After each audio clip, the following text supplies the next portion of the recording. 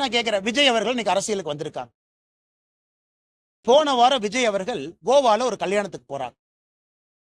அவர் விமான நிலையத்துல gate number 6ல சோதனை கூடத்துல தன்னை உட்படுத்தி கொண்டு ஒரு தனியார் விமானத்துல போறாங்க.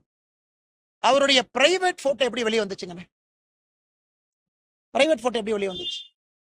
விஜய் அவர்கள் யாரு கூட வேணாலும் போலாம், அவருடைய தனிப்பட்ட விருப்பம். விஜய் அவர்கள் கூட யாரு வேணாலும் விமானத்துல போலாம், அவருடைய தனிப்பட்ட விருப்பம். யார் அந்த போட்டோ எடுத்து வெளியிட்டார்? அதனால்தான் நாங்கள் நம்முடைய சிந்தியா அவர்களுக்கு, விமான போக்குவரத்து அமைச்சர் அவருக்கு பாரதிய ஜனதா கட்சி சார்பாக கடிதம் எழுத இருக்கின்றோம். யார் அந்த போட்டோவை எடுத்தாங்க? இதே போறவங்க வர்றவங்க போட்டோ எடுக்கிறதா ஸ்டேட் இன்டெலிஜென்ஸ் வேலையா?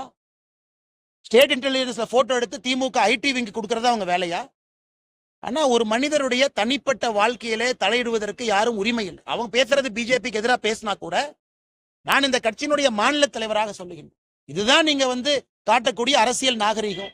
இதுதான் திமுக மக்களை மதிக்கக்கூடிய விதம். யார் வேணாலும் எங்க வேணாலும் போவாங்க, தனியா அவங்க போறாங்க, கல்யாணத்துக்கு போறாங்க, அதையும் போட்டோ எடுத்து நீங்க லீக் பண்ணுவீங்க, ரிலீஸ் பண்ணுவீங்க, பேசஞ்சர் மேனிஃபெஸ்ட் எடுப்பீங்க.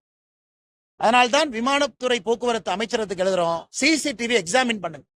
யாரு போட்டோ எடுத்தாங்கன்னு புடிங்க, அவங்க செல்போன்ல இருந்து யாருக்கு அனுப்பிச்சாங்கன்னு எடுத்து எஃப்ஐஆர் போட்டு உள்ள தள்ளுங்க. இது முதல் விஷயம்.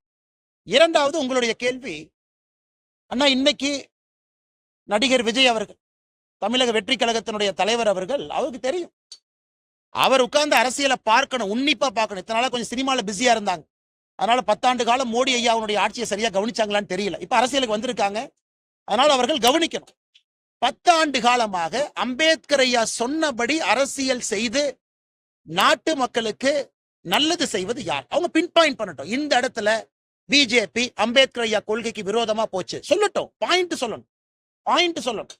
10 ஆண்டு காலம் பிஜேபியினுடைய ஆட்சி, மோடி ஐயா ஆட்சி. 11 ஆண்டு காலம், 13 ஆண்டு காலம் குஜராத்ல மோடி ஐயாவுடைய ஆட்சி.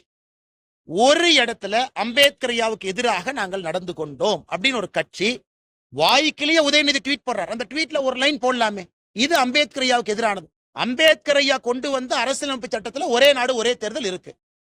அதைத்தான் 1968க்கு பிறகு திரும்ப கொண்டு வர்றோம். இது எப்படி அரசியலமைப்பு சட்டத்துக்கு எதிராக இருக்கும்? ஏன்னா அம்பேத்கர் ஐயா கொண்டு வந்த சட்டம் தானே. 51, 52 ஒரே நாடு ஒரே தேர்தல்னா, 57 ஒரே நாடு ஒரே தேர்தல், 62 ஒரே நாடு ஒரே தேர்தல், 67 ஒரே நாடு ஒரே தேர்தல். எப்படி அம்பேத்கர் ஐயாவுக்கு எதிராக பாரதிய ஜனதா கட்சி செயல்படும்? அதனால சில படித்த அரசியல்வாதிகள் கேட்டா 5 முறை எம்பி 7 முறை எம்பின்னு பாராளுமன்றத்தில் பேசுறாங்க. உங்களுக்கு நான் கேட்க விரும்புறேன், அப்ப ஒரே நாடு ஒரே தேர்தல் பாரதிய ஜனதா கட்சி கொண்டு வந்தால் அது அம்பேத்கர் ஐயாவுக்கு எதிராக எப்படி சொல்லுவீங்க? அம்பேத்கர் ஐயா சொன்னது தானே செய்யறோம். அதனால் எல்லோருக்கும், நடிகர் விஜய் அவர்கள் உட்பட எல்லோருக்கும் நான் சொல்லிக் கொள்வது, எங்களிடம் குறை இருந்தால் சுட்டி காட்டுங்கள், பாயிண்டா பேசணும். இது தப்பு பண்ணீங்க, இந்த பில்லுல தப்பு பண்ணீங்க, இந்த சட்டத்துல தப்பு பண்ணீங்க, நான் உங்ககிட்ட பாயிண்டா பேசுறேன். அப்படி யாராவது சொன்னால் நான் தவறு செய்தாலும் கூட திருத்திக் கொள்கின்றோம். நான் காலையிலேயே சொன்னேன் அம்பேத்கர் ஐயா என் கடவுள்னு. அதனால தயவு செய்து அரசியல் கட்சிகள் பொதுவா பேசி பேசி பேசி இப்படியே வண்டி ஓட்டுறதை விட எங்க தவறு நடந்திருக்குன்னு சொல்லுங்க, அப்புறம் பேசுவோம். நன்றி அண்ணா.